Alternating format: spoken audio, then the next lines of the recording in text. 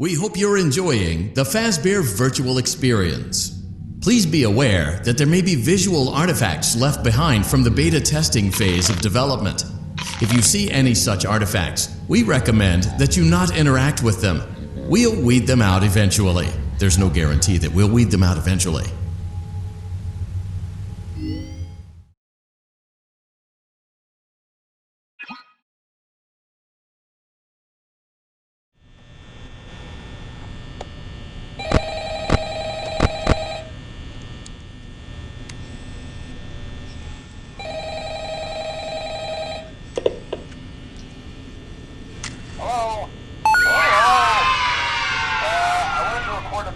For you to help you get settled in on your first night.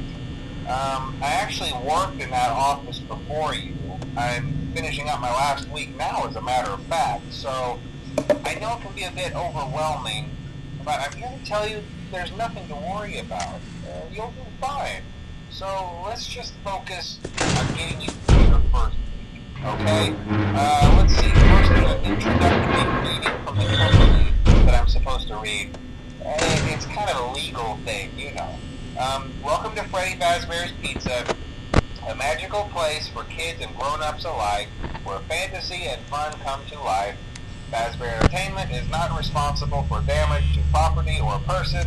Upon discovering that damage has occurred, a missing person report will be filed within 90 days or as soon as property and premises have been thoroughly cleaned and bleached and the carpets have been replaced. Blah, blah, blah. Now, that might sound bad, I know, but there's really nothing to worry about. The animatronic characters here do get a bit quirky at night, but do I blame them? No. If I were forced to sing those same stupid songs for 20 years and I never got a bath, I'd probably be a bit irritable at night too. So remember, these characters hold a special place in the hearts of children, and we need to show them a little respect, right? Okay. So just be aware, the characters do tend to wander a bit. They're left in some kind of free roaming mode at night. Something about their servos locking up if they get turned off for too long. They used to be allowed to walk around during the day too, but then there was the bite of 87. Yeah. It's amazing that the human body can live without the frontal lobe, you know?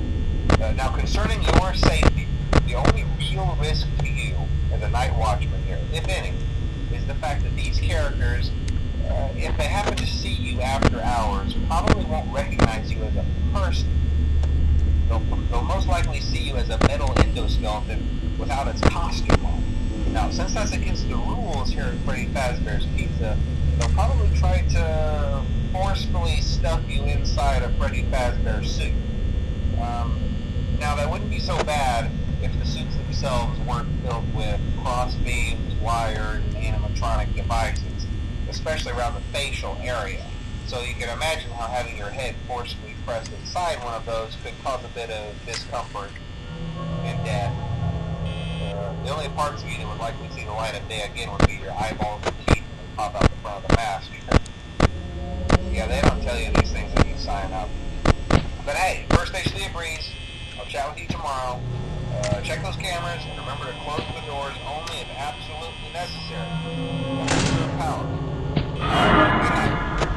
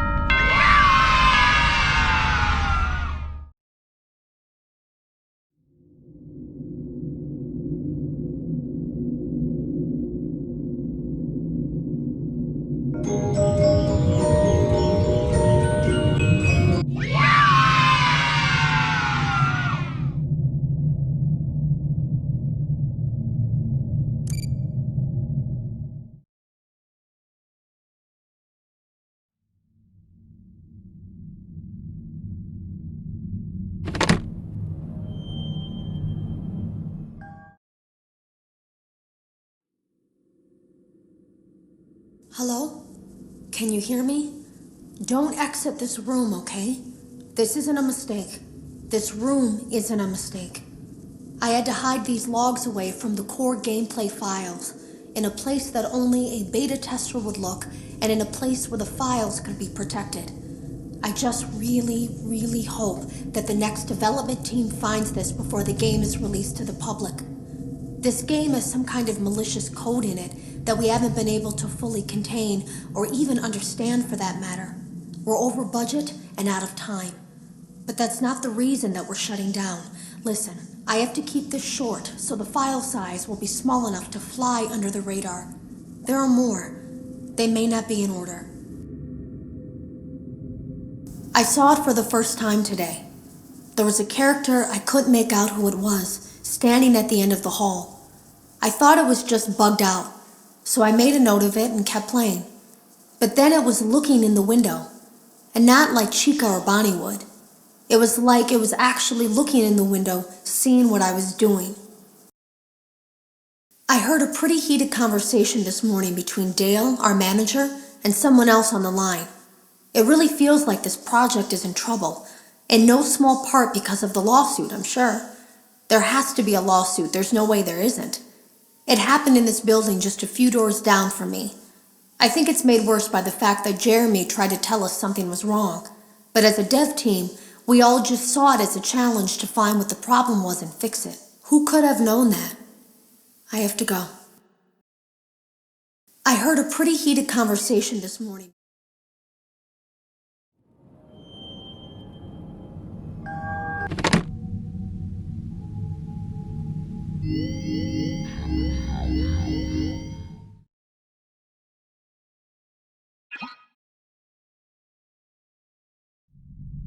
Welcome back to Parts and Service. Great job. Deposit the left eye in the cleaning receptacle on your left.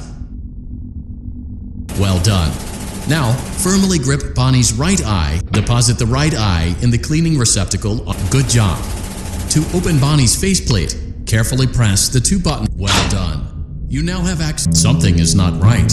One of those notes is out of tune. You may push the button again to press the blinking button again to verify your work.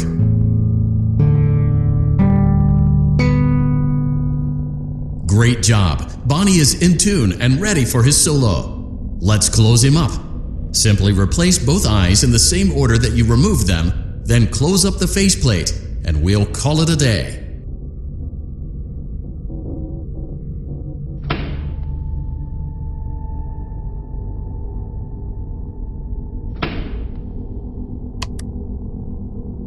Well done. That concludes your parts and services task.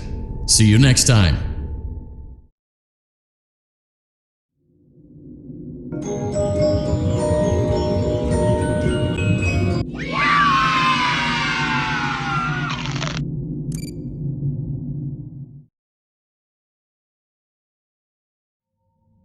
We went to great lengths to create an authentic VR experience, including using scanned photographs for reference and using original performance routines where applicable.